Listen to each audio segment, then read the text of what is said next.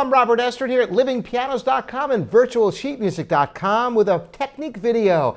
How do you control quiet playing on the piano?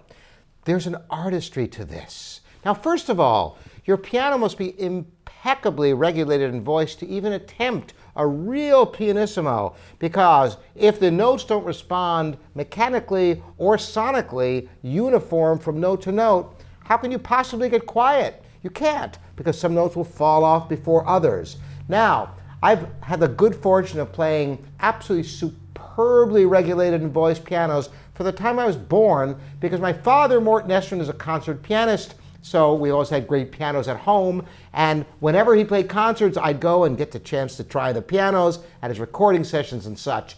So I'm going to start off by telling you a little bit about what I learned from my father.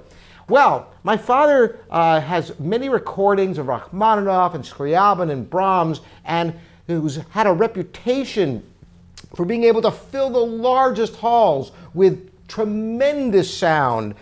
In fact, smaller concert halls were sometimes not big enough for his massive fortissimos that he could get. Just when you thought everything was as loud as it could be, there were other levels possible. But the other secret about my father's playing is his control of pianissimo, which is really unparalleled. I've heard very few pianists ever who dare to play that quietly, because it takes a lot of courage as a performer.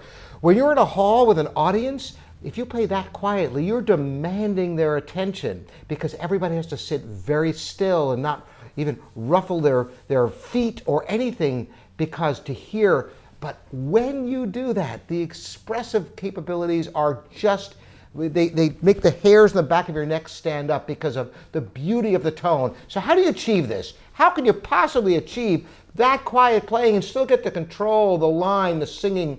Well, back to my father and how he described to me, because I studied with my father until I went away to music conservatory after high school. And he describes the pianissimo playing. Imagine the energy of the sun, and you block it all out completely, except for one pinhole.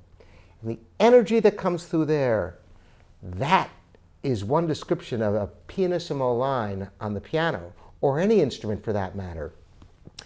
As a French hornist, I was a double major at the Manhattan School of Music in French horn and piano.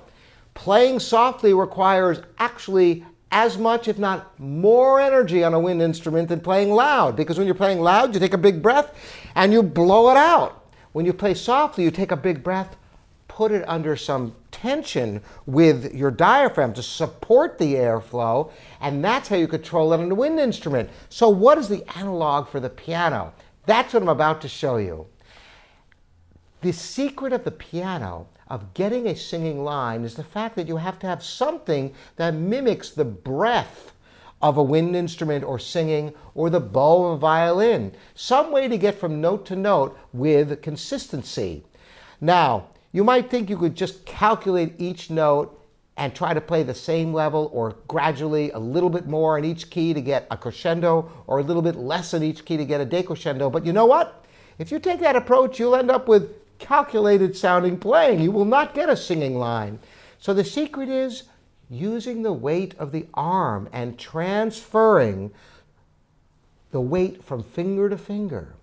And when playing pianissimo, staying close to the keys with a minimal amount of motion, yes, with arm weight. And it's the arm weight that enables you to control the pianissimo. So for example, if I played, let's see what would be a good example. I'll play the beginning of the Andante Spinato and Grand Polonaise and get a sustained pianissimo line on top, and see how, when I'm playing the notes, even though I've struck the key, you think, oh, you're done with it. No need to have any kind of weight on the key. Just the opposite. The only way you're going to be able to get a transfer from note to note, particularly in a slow pianissimo melody, is by having that weight on one note so that the weight can transfer to the next finger and still sound at exactly the level that you imagine up here, creating the illusion of line. Because yes, folks, the piano is strictly technically not capable of a true singing line because every note is fading away as soon as you play it, even on the finest piano. So it is an illusion, and here's how you can achieve it using the arm weight.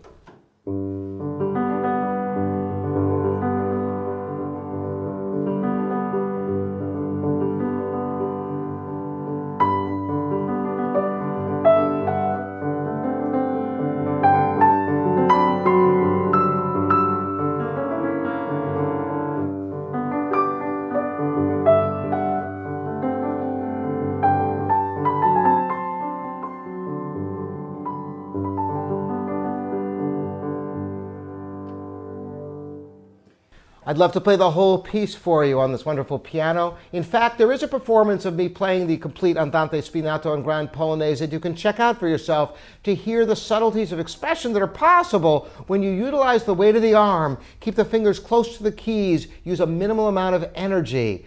Thanks for joining me. Robert Estrin here at livingpianos.com and virtualsheetmusic.com. Thanks for joining me.